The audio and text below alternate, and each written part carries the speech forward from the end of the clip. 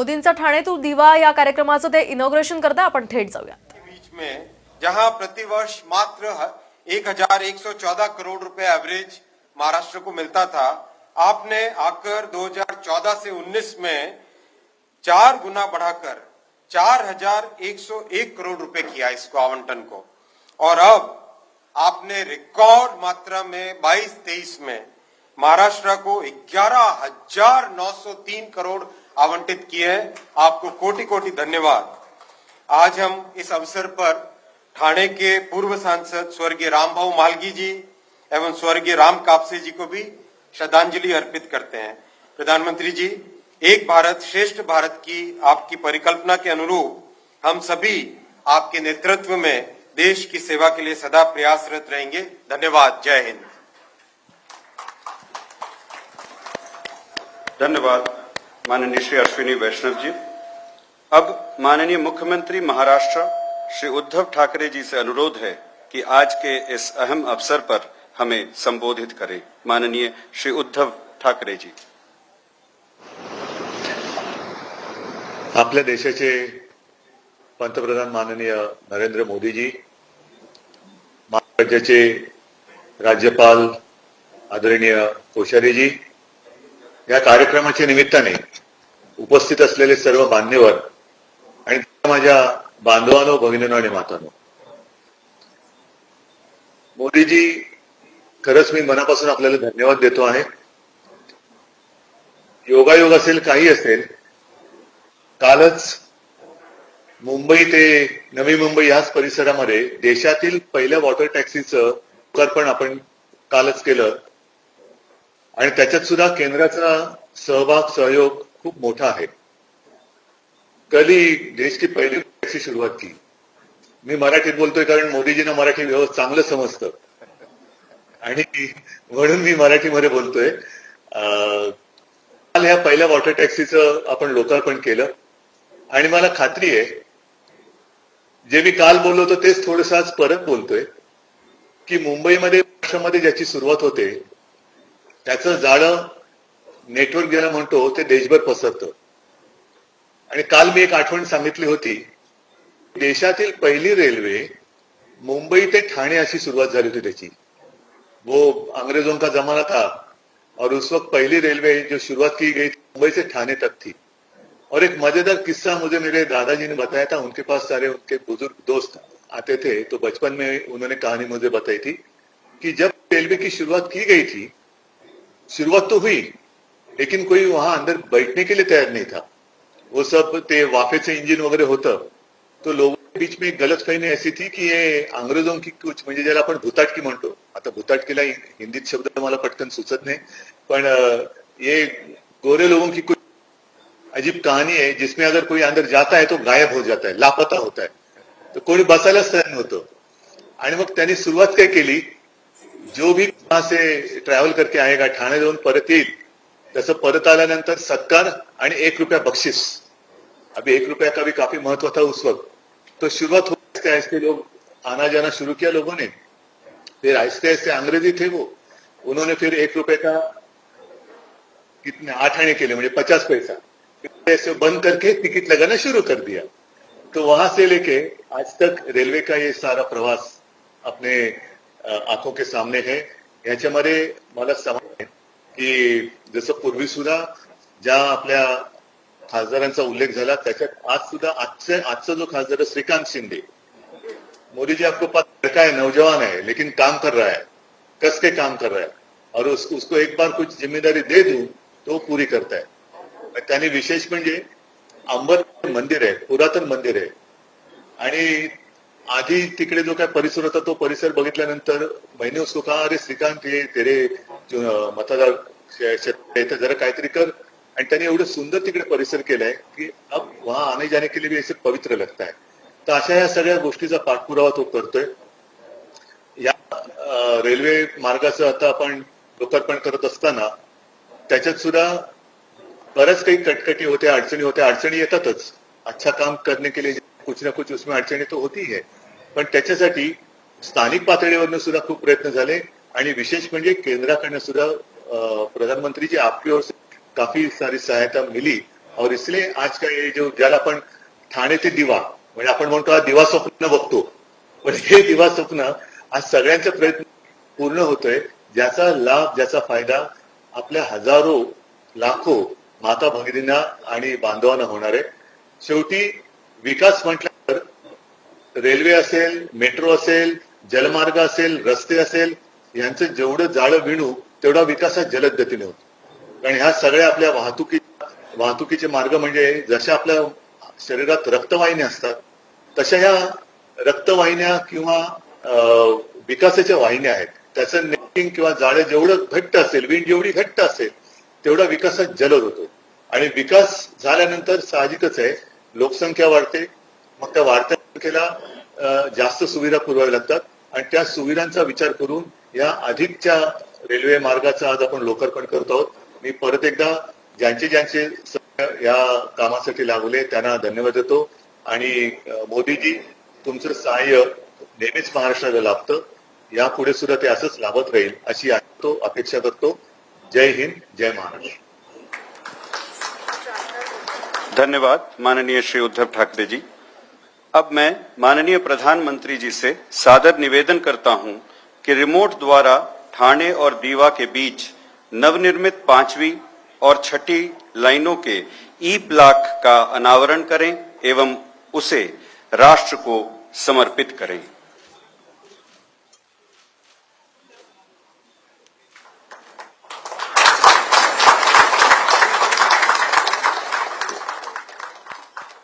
मैं माननीय प्रधानमंत्री जी से पुनः निवेदन करता हूं कि वे मध्य रेल पर नई उपनगरीय ट्रेन सेवाओं के शुभारंभीय गाड़ियों को हरी झंडी दिखाकर रवाना करें.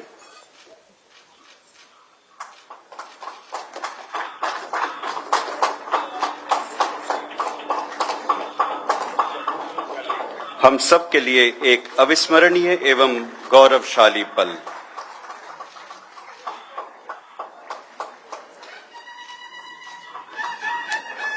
धन्यवाद माननीय प्रधानमंत्री जी.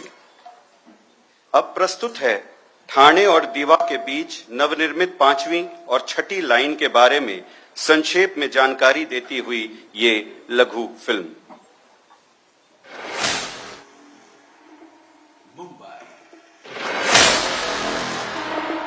मुंबई एक तेज रफ्तार भागता दौड़ता शहर, और इसकी इस गति को बनाए रखती है यहां की लाइफलाइन मुंबई लोकल. प्रधानमंत्री नरेंद्र मोदी के विजन और दूरदर्शी नेतृत्व में रेलवे ने बेहद कम समय में तेजी से कई नई ऊंचाइयों को छुआ है. प्रधानमंत्री जी के यशस्वी नेतृत्व में रेलवे के संकल्पित प्रयासों की श्रृंखला में अब मुंबई लोकल से जुड़ रहा है एक नया अध्याय. रेल मंत्रालय और महाराष्ट्र सरकार की समान लागत से निर्मित ठाणे और दिवा के बीच 5वीं और 6ठी रेल लाइन. काम करने की यही रफ्तार आज भारत की पहचान बन रही है. 2014 के पहले के 5 सालों में सिर्फ 1900 किलोमीटर 1900 किलोमीटर रेल लाइनों का दोहरीकरण होता था. बीते 7 वर्षों में हमने 9000 किलोमीटर से ज्यादा रेल लाइनों की डबलिंग की है. कोरोना जैसी वैश्विक महामारी ने जहां दुनिया की रोक दी थी रफ्तार, उस चुनौतीपूर्ण समय में भी इस प्रोजेक्ट के सपने को किया साकार.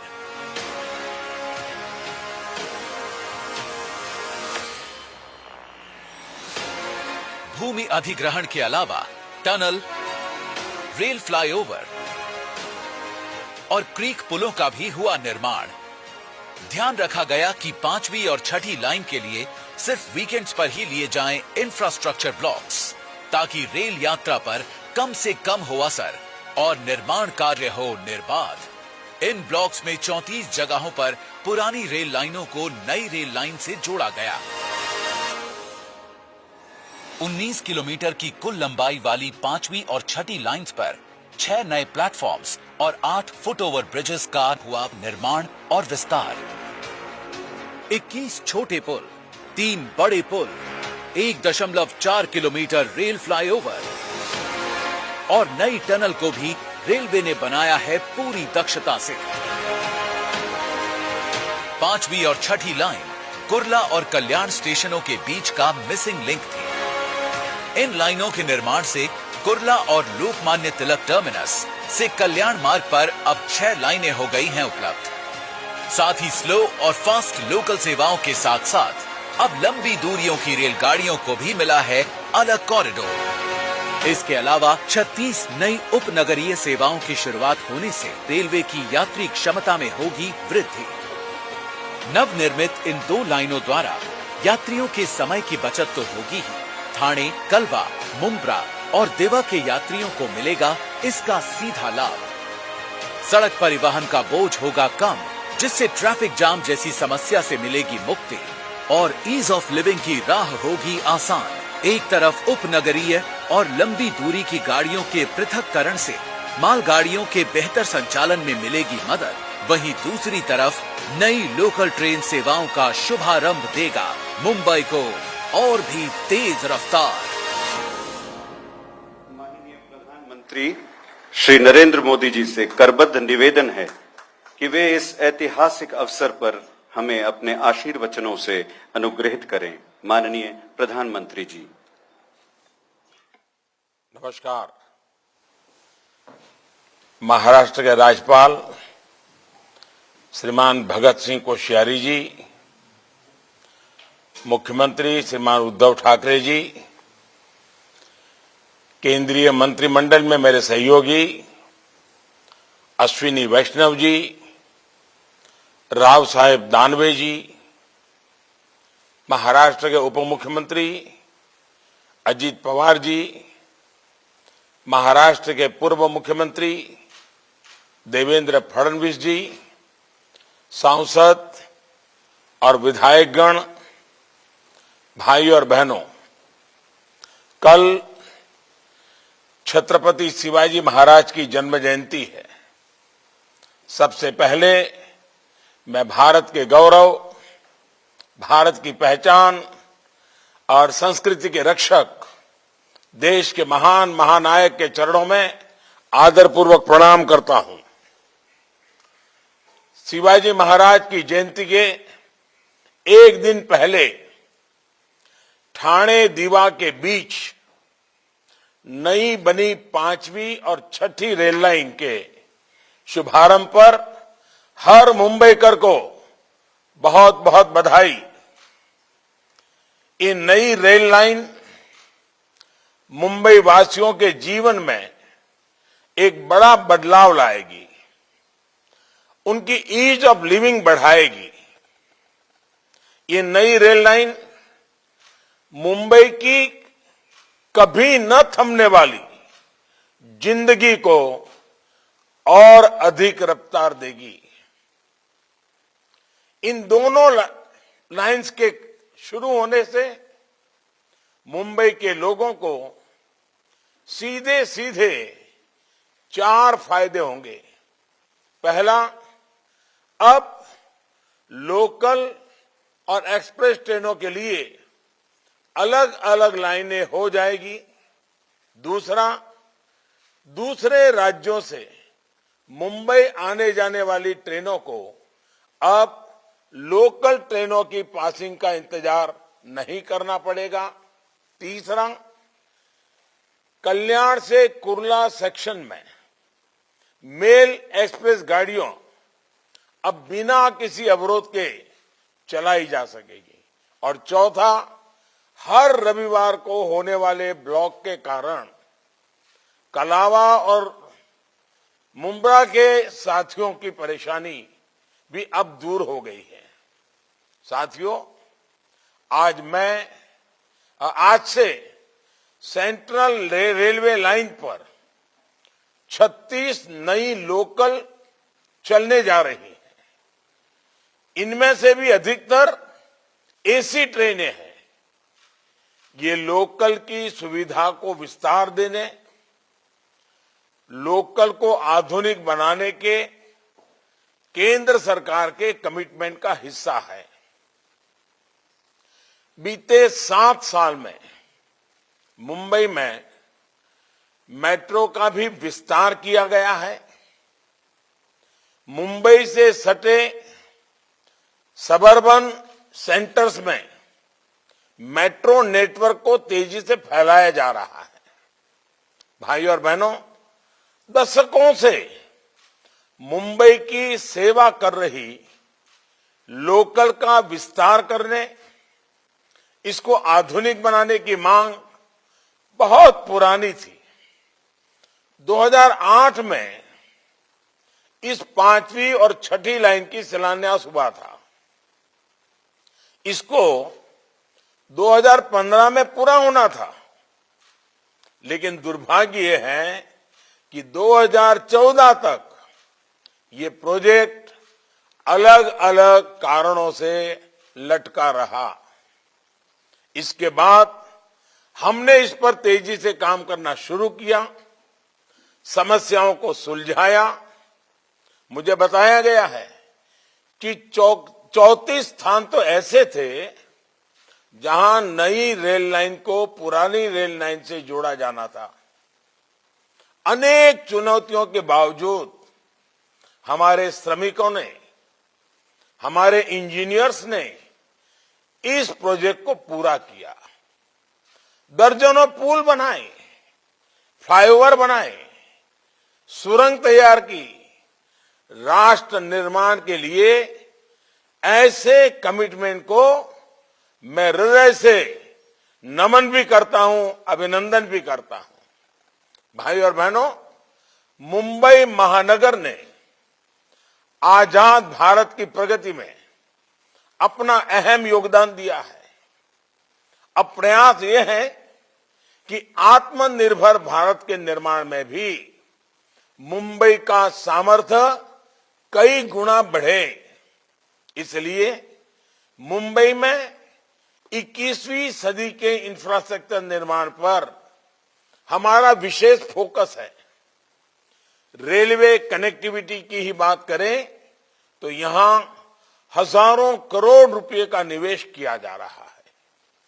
मुंबई सबर्बन रेल प्रणाली को आधुनिक और श्रेष्ठ टेक्नोलॉजी से लेस किया जा रहा है।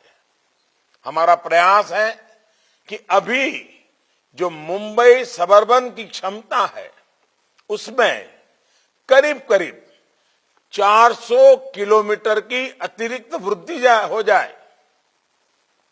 सीबीटीसी जैसी आधुनिक सिग्नल व्यवस्था के साथ साथ 19 स्टेशनों के आधुनिकीकरण की भी योजना है। भाई और बहनों, मुंबई के भीतर ही नहीं बल्कि देश के दूसरे राज्यों से मुंबई की रेल कनेक्टिविटी में भी स्पीड की जरूरत है, आधुनिकता की जरूरत है। इसलिए Ahmedabad Mumbai high speed rail आज मुंबई की देश की आवश्यकता है। ये मुंबई की क्षमता को सपनों के शहर के रूप में मुंबई की पहचान को सशक्त करेगी। ये प्रोजेक्ट तेज गति से पूरा हो, ये हम सभी की प्राथमिकता है। इसी प्रकार वेस्टर्न डेडिकेटेड फ्रेट कॉरिडोर भी मुंबई को नई ताकत देने वाला है। साथियों, हम सभी जानते हैं कि जितने लोग भारतीय रेलवे में एक दिन में सफर करते हैं, उतनी तो कई देशों की जनसंख्या भी नहीं है। भारतीय रेल को सुरक्षित, सुविधायुक्त और आधुनिक बनाना हमारी सरकार की सर्वोच्च प्राथमिकताओं में से एक है। हमारी इस प्रतिबद्धता को कोरोना वैश्विक महामारी भी डिगा नहीं पाई है। बीते 2 सालों में रेलवे ने फ्रेट ट्रांसपोर्टेशन में नए रिकॉर्ड बनाए हैं। इसके साथ ही 8,000 किलोमीटर रेल लाइनों का इलेक्ट्रिफिकेशन भी किया गया है। करीब 4,500 किलोमीटर नई लाइन बनाने या उसके दोहरीकरण का काम भी हुआ है। कोरोना काल में ही हमने किसान रेल के माध्यम से देश के किसानों को देश भर के बाजारों से जोड़ा है। साथियों, हम सभी ये भी जानते हैं कि रेलवे में सुधार हमारे देश के लॉजिस्टिक सेक्टर में क्रांतिकारी बदलाव ला सकता है। इसलिए बीते 7 सालों में केंद्र सरकार रेलवे में हर प्रकार के रिफॉर्म्स को प्रोत्साहित कर रही है। अतीत में इंफ्रास्ट्रक्चर प्रोजेक्ट सालों साल तक इसलिए चलते थे क्योंकि प्लानिंग से लेकर एग्जीक्यूशन तक तालमेल की कमी थी। इस अप्रोच से 21वीं सदी भारत के इंफ्रास्ट्रक्चर का निर्माण संभव नहीं है। इसलिए हमने पीएम गति शक्ति नेशनल मास्टर प्लान बनाया है। इसमें केंद्र सरकार के हर विभाग, राज्य सरकार, स्थानीय निकाय और प्राइवेट सेक्टर सभी को एक डिजिटल प्लेटफॉर्म पर लाने का प्रयास है।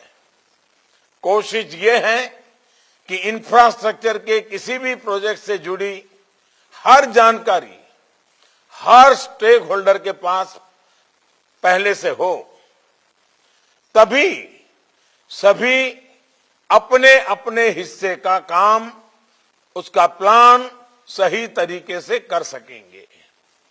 मुंबई और देश के अन्य रेलवे प्रोजेक्ट्स के लिए भी हम गति शक्ति की भावना से ही काम करने वाले हैं। साथियों, बरसों से हमारे यहां एक सोच हावी रही कि जो साधन संसाधन गरीब इस्तेमाल करता है, मिडिल क्लास इस्तेमाल करता है, उस पर निवेश नहीं करो। इस वजह से भारत के पब्लिक ट्रांसपोर्ट की चमक हमेशा फीकी रही है। लेकिन अब भारत उस पुरानी सोच को पीछे छोड़कर आगे बढ़ रहा है। आज गांधीनगर और भोपाल के आधुनिक रेलवे स्टेशन रेलवे की पहचान बन रहे हैं। आज 6000 से ज्यादा रेलवे स्टेशन वाईफाई सुविधा से जुड़ चुके हैं। वंदे भारत एक्सप्रेस ट्रेनें देश की रेल को गति और आधुनिक सुविधा दे रही हैं। आने वाले वर्षों में 400 नई वंदे भारत ट्रेनें देशवासियों को सेवा देना शुरू करेंगे। भाई और बहनों, एक और पुरानी अप्रोच जो हमारी सरकार ने बदली है, वो है रेलवे के अपने सामर्थ्य पर भरोसा। 7-8 साल पहले तक देश की जो रेल कोच फैक्ट्रियां थी, उनको लेकर बहुत उदासीनता थी। इन फैक्ट्रियों की जो स्थिति थी, उनको देखते हुए कोई कल्पना भी नहीं कर सकता कि ये फैक्ट्रियां इतनी आधुनिक ट्रेनें बना सकती हैं। लेकिन आज वंदे भारत ट्रेनें और स्वदेशी विस्टाडोम कोच इन्हीं फैक्ट्रियों में बन रहे हैं। आज हम अपने सिंगलिंग सिस्टम को विदेशी समाधान से आधुनिक बनाने पर भी निरंतर काम कर रहे हैं। स्वदेशी समाधान चाहिए, हम विदेशी निर्भरता से मुक्ति चाहिए। साथियों, नई सुविधाएं विकसित करने के इन प्रयासों का बहुत बड़ा लाभ मुंबई और आसपास के शहरों को होने वाला है। गरीब और मिडिल क्लास परिवारों को इन नई सुविधाओं से आसानी भी होगी और कमाई के नए साधन भी मिलेंगे। मुंबई के निरंतर विकास के कमिटमेंट के साथ एक बार फिर सभी मुंबईकरों को बहुत बहुत बधाई देता हूं। बहुत बहुत धन्यवाद।